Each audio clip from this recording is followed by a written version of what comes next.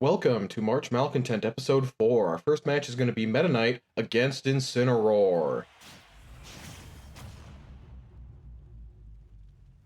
Incineroar has traditionally been a very strong amiibo in pretty much any amiibo tournament. It's due to a multitude of factors, one of the biggest ones being that his side special, Alolan Whip, does a lot of damage. It's like 25 if you hit the command input. And you can teach the amiibo to always do that. By command input, it's just a normal button press timing. It can get difficult for a human player to do because it can depend on factors like, oh, that killed Incineroar off the top? That is a rough start. It can depend on some factors such as how big the opponent is. Larger characters, you need to press the button just a little bit sooner.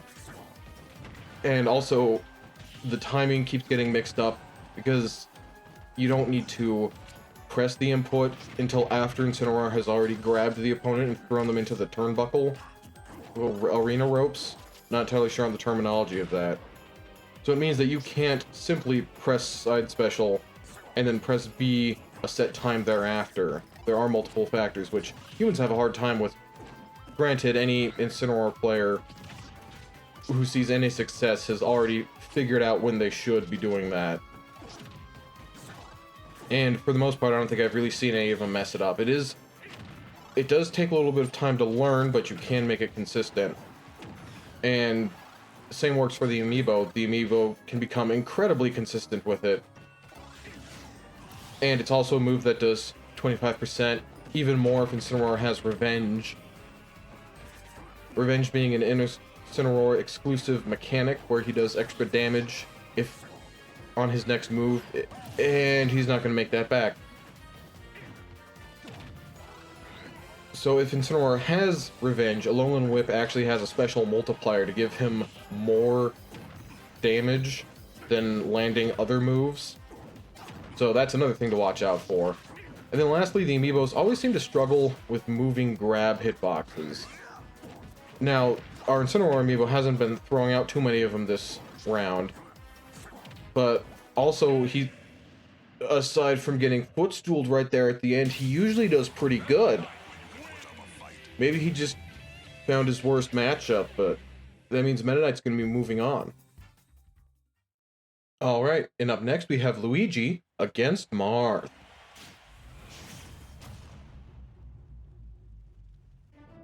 Probably going to be a little bit of a hard matchup for Luigi. Marth is a character who wants to keep you just beyond the tip of his sword, usually. That way, in case anything goes wrong, you are exactly the tip of his sword, which actually is stronger than the base. And Luigi is a character who needs to get a lot of grabs and apparently cannot recover from that specific position on this stage. I will say that the gap in the stage, aside from apparently Luigi falling in it, will be tough for Luigi because Luigi has a poor airspeed. Marth's airspeed is fine and his aerials are pretty long-reaching. So, if the characters were to both jump over the gap, I would definitely say that Marth would have the advantage there.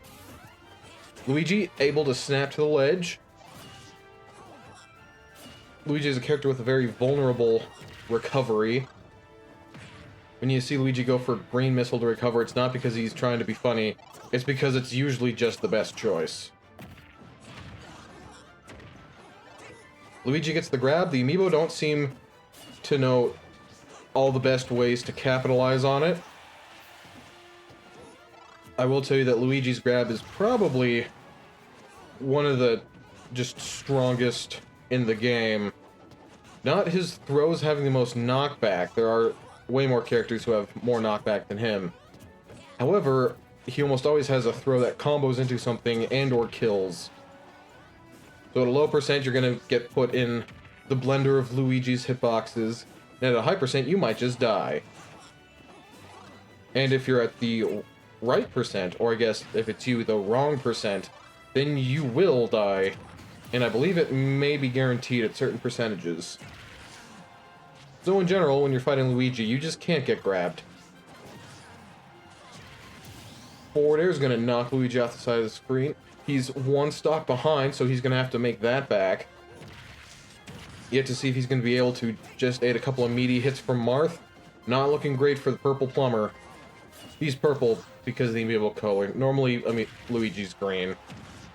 I would hope most people would know that, but you never know, maybe someone doesn't. Luigi's put off stage, able to get to the ledge again. If you charge the green missile too much into a wall, Luigi will actually get his head stuck in the wall. It is humorous. However, it also makes Luigi pretty easy to spike. Marth just absolutely bouncing against the side of the cage there. Luigi didn't snap the ledge, that actually left him vulnerable enough to get punished. Over the pit of death. Everyone seems to have survived. Luigi gets a misfire. Unfortunately, Marth swats him out of the air for it. The misfire comes out fast, but at a long enough distance it is entirely reactable.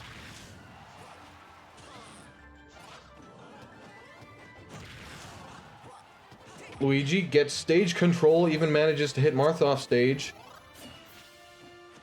And Marth just grabs the second set of ledges. And Marth with a taunt. You never like to see that in these tournaments.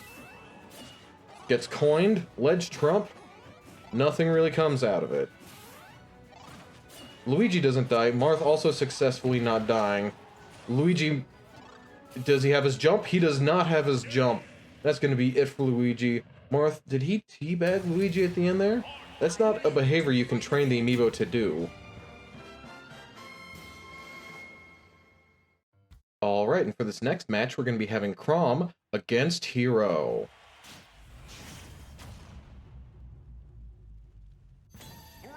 Looks like they're going to be on the Kingdom Hearts stage.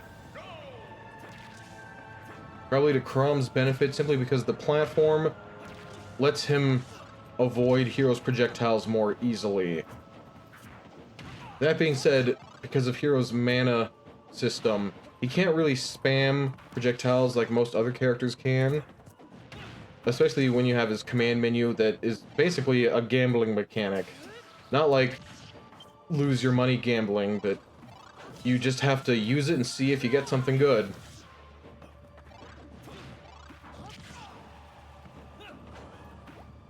Dancing by the ledge, and Hero popped Chrom back up to safety. Chrom, very overzealous, trying to go for an edge guard. Something that's occurred to me at some point, I might have mentioned it in a video maybe, is that a lot of the amiibo who have terrible recoveries are very eager on edge guarding, and I believe I know why. The Hero was able to get a tech, that saved his life. I believe I know why, because when I play against the amiibo, I of course try to win. There are some extra considerations you do need to take into account when you're training an amiibo. If winning is your only priority, you can only get so far. So I will try to do things like teach the amiibos good moves to use. Chrom's not going to be able to make that back. He almost got it to the tornado. You want the amiibo to use good moves, so styling on the amiibo really will bite you if you're trying to get the amiibo to be effective. But also part of that is that since the amiibo Hero again bouncing off, well, this time bouncing off the stage, let him live.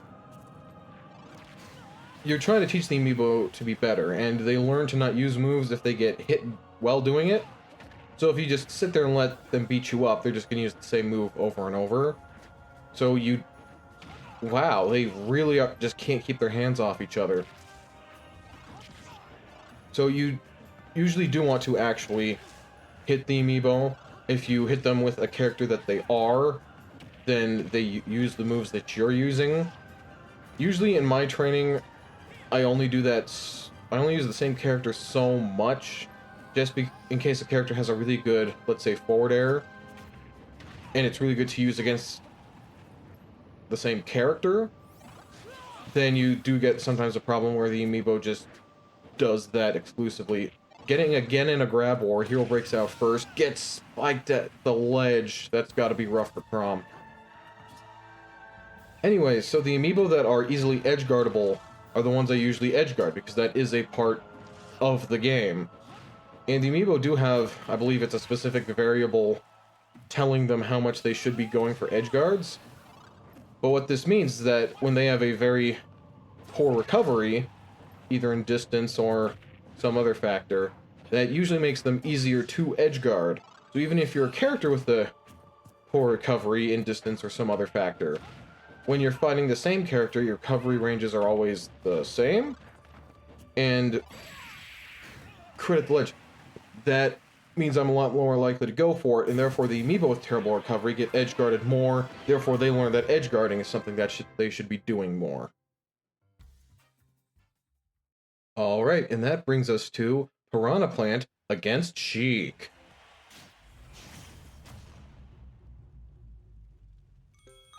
Looks like we're going to be on PictoChat for this one. That probably would benefit Piranha Plant simply because the top blast zone is so high up. It can be difficult to KO characters that high. However, Piranha Plant has a couple of very strong upwards kill options. Up throw, he might actually be getting a problem with. I don't know what the space thresholds are on that.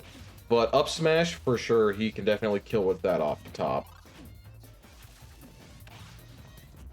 Other than that, though, I'm not really sure how this match is going to go, simply because I have no Sheik versus Piranha Plant matchup experience. At least that I know of. Although I guess it looks like Piranha Plant's going to be doing just fine. Sheik is actually one of the characters who gets hurt a little bit more by the format of this tournament. Already the Sheik amiibo has a tough time because Sheik is a character where you need to learn a lot of specific things. Oh, yep, up smash off the top, what can I tell you? Sheik needs to know a lot of specific things in order to function, and usually one of Sheik's things is having long-lasting combos. Well, the amiibo aren't exactly great at that, and one of the factors of the auto heal is that all of the amiibo, if you are stuck in a long combo or you land a long combo, that just gives you slightly more time to auto heal, which sounds weird because you are taking damage, so it's not... you don't heal faster than you get the damage taken.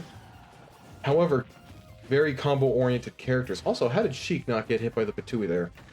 Very combo-oriented characters usually have the same amount of damage as other characters. I mean, you know, it's not an exact science, but they have an easier time landing the first hit, but each first hit leads to a combo that does slightly less damage, often, depending on the character and whatnot. However, the one differentiating factor is that combo characters need more time to do their damage. So even if you get a combo character who does more damage on average per interaction than the opponent, it will take them longer to do so because they have to actually land the combo. Up smash again, killing Sheik. And the auto heal is based on a time basis. So a character like Ganondorf, who only needs to hit you once and has very few combos, usually does better, especially against amiibo when he is not an amiibo, because his attacks are just stronger in general, than a character who tries to combo, well, I guess any character with auto heal. Just because it does take them, on average, more time to get the same amount of damage out. It actually gets even worse if you have a human player against one of these amiibo, because these amiibo are optimized to defeat human players. You can kind of think of it as each one of them being a raid boss. Catching the bouncing fish with an up smash. Good job, Piranha Plant, proving me right 3 stocks in a row. Of course, Sheik didn't really get any kills regardless. She can kill off the side, but just didn't happen this game. Alright, next up on the docket, we have Sora against Wolf.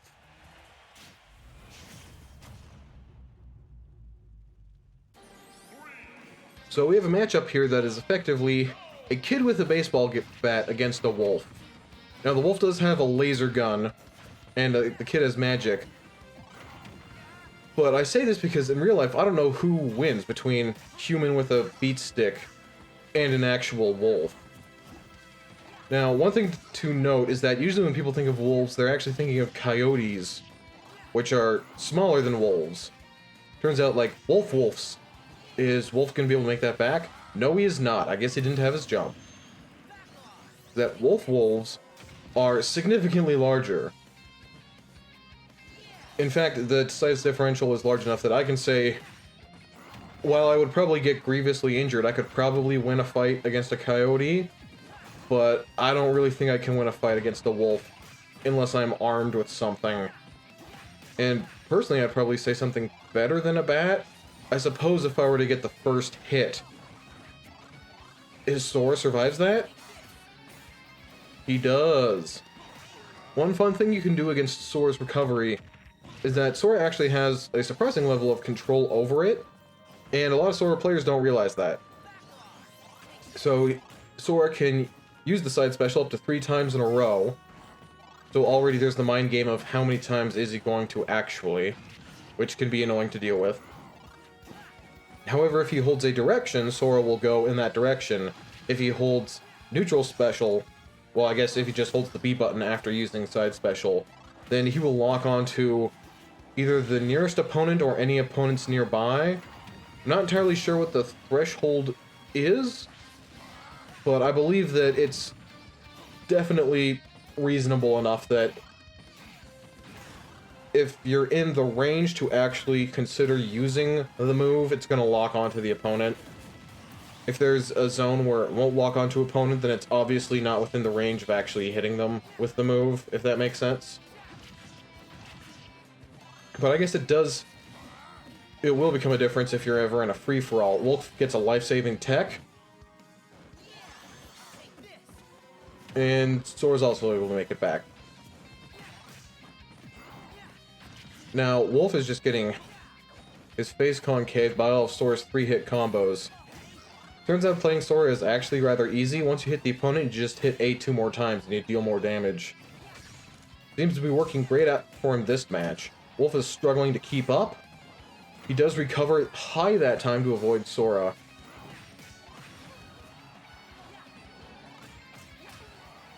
Three hits against the edge. Wolf air dodges through Sora. Neutral air dodge, actually. That's something a lot of people don't normally think about. Especially because if you misinput it, you often die.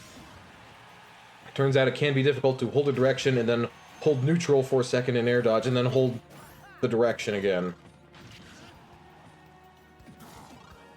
Wolf going for a down smash at the hand. The second one actually connects. Now Wolf needs to avoid basically getting killed by anything like a random back air. Didn't seem to have worked out for him. Looks like Sora is going to be moving on.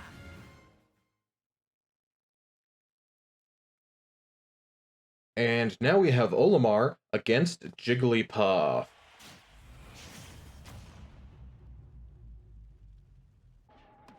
Going to be an interesting fight for this one. First of all, unlevel stage, probably not to Jigglypuff's advantage. But also Jigglypuff is very good at floating all around, and Olimar's probably going to have a hard time sticking Jigglypuff with Pikmin. Granted, when Olimar has Pikmin, he actually has surprising range for a character of his size. It turns out when you have a disadvantage, you have strength to compensate. Who could have guessed? Ooh, it looks like Jigglypuff is actually going to have a hard time getting Pikmin off of her when it happens.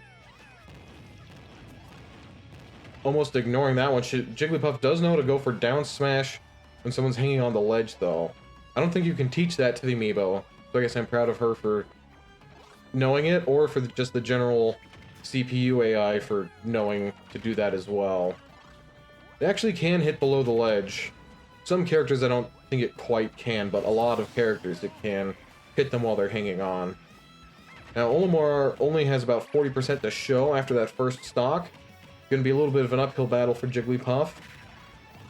That being said, Jigglypuff is a character who struggles a little bit when both she and her opponent are at 0%, simply because a lot of her moves are simply unsafe on hit. You hit the opponent and they can hit you first. So Jigglypuff ends up doing a lot of bait and switch, where you get in and maybe if you hit the opponent and then you just have to run away as soon as you can, because if you don't, you're just taking more damage. As the second lightest character in the game, Jigglypuff can't afford to be taking basically any damage, let alone any unnecessary damage. And then once the opponent gets a high enough percentage, Jigglypuff's moves will actually start comboing into each other, or at least not leaving Jigglypuff exposed. I didn't think that rest would have hit. In fact, I think I blinked right before it happened, but the characters weren't even overlapping. So shout out to Jigglypuff for landing that. It's probably not going to be enough to save this match, but it certainly helps. Charging an up smash on a platform while Olimar is already in tumble on the other side of the stage. Sometimes Amiibo just never change. Jigglypuff having a hard time dealing with the range of Olimar's aerials. Maybe a couple of uses of side special would help, because when aerial it actually does move you, well, a significant distance.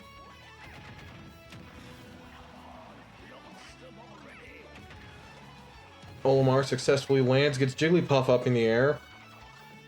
Jigglypuff keeps trying to land with down air, but Olimar has a pretty great up smash for dealing with that.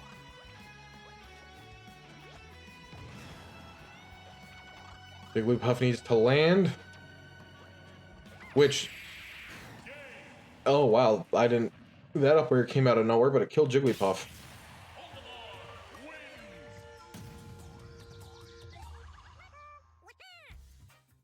And now we're at Mii Swordfighter against Cloud.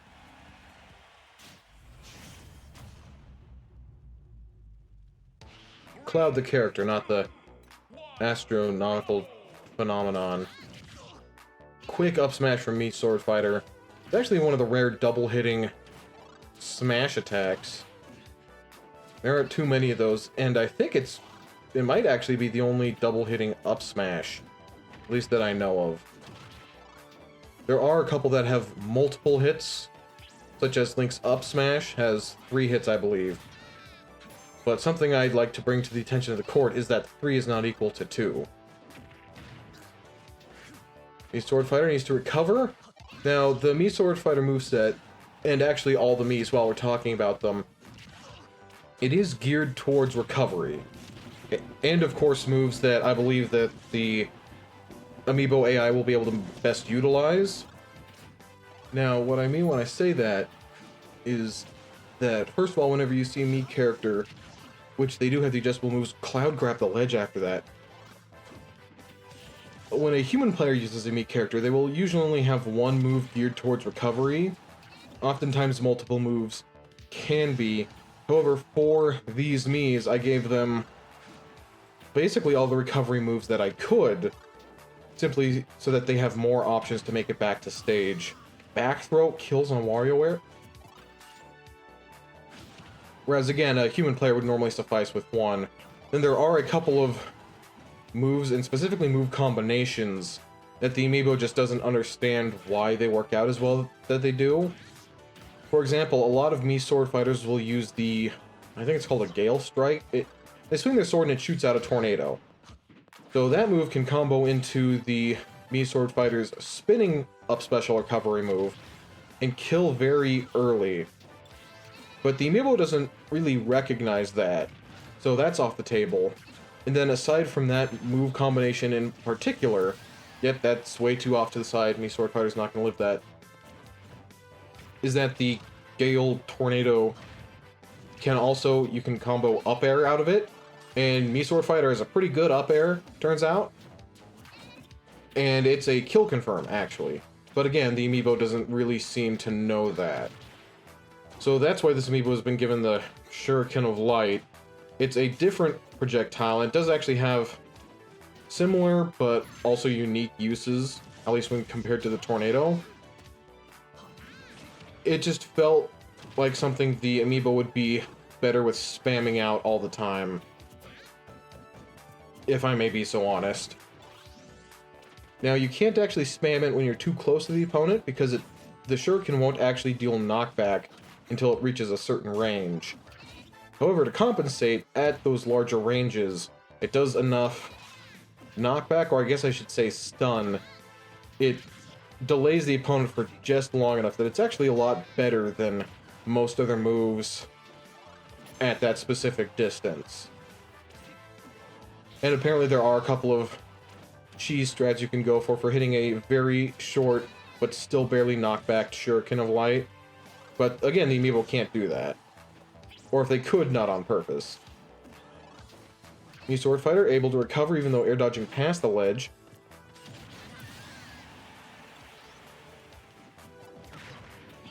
Now, the Mii characters in general have actually been going through, I guess I'd call it a revolution as of late. They're normally just so underestimated, and now people have actually bothered to get good with them, and some people are starting to see what unique strengths they have to offer. Oh, an attack trading right there. Something I do actually need to point out from previous videos, that I claimed that aerial attacks are out prioritied by grounded attacks. Turns out it's a little bit more complicated than that. So aerial attacks simply don't flank with other attacks, so you see aerial attacks trade a lot more. That is quite the angle for Mii Swordfighter to undergo. Grounded attacks don't strictly beat aerial attacks. However, usually grounded attacks are better than aerials, which is why they usually end up winning more often of the time. They're usually better to make up for the fact that you're not airborne and therefore incredibly agile and just moving potentially all over the place when you're using them. Alright, last match of the video, and we're going to have Robin against Sephiroth.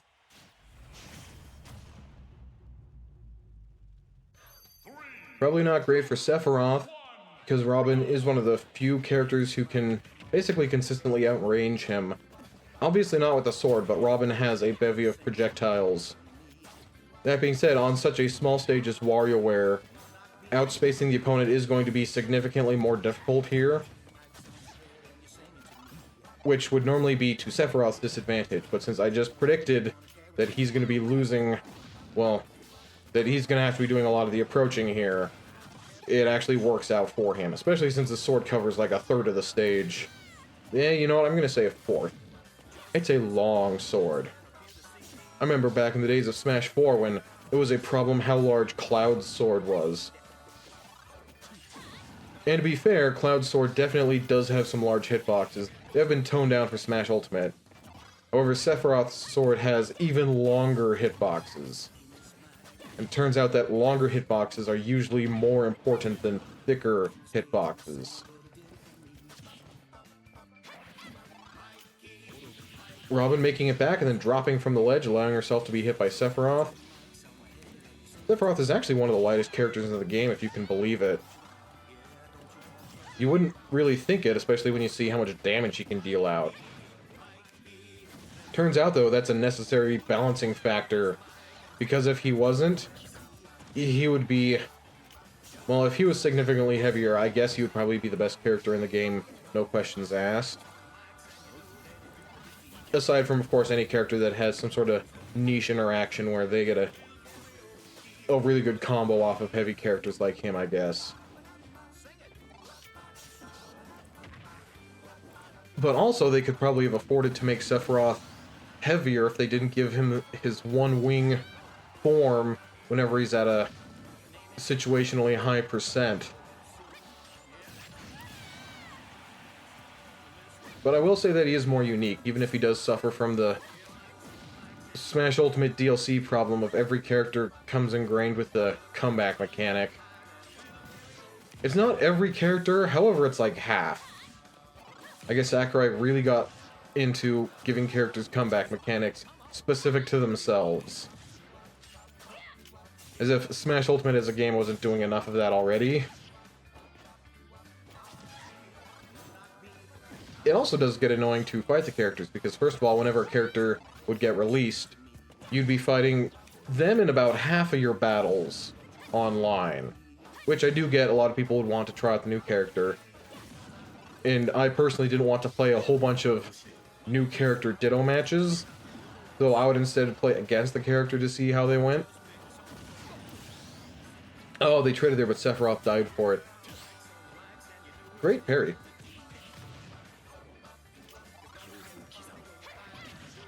However, when you are fighting a new character who has a comeback mechanic, it is, I will say, incredibly annoying to be fighting someone who halfway through the fight suddenly gets even stronger. Especially since when you're playing as the new character, one of the benefits is that nobody knows how to fight your character yet. So it's kind of a matchup knowledge check that a lot of players just don't. And was that a down throw and a taunt? You've got the matchup check along with suddenly you're fighting a significantly different opponent, even if their moves are the same, whatever their bonus effect is that makes them stronger, you now have to deal with, and you get even less time practicing against that. It looks like Sephiroth was able to pull it out. That means you'll be seeing him in April Anger. That's it for this episode. I hope you enjoyed.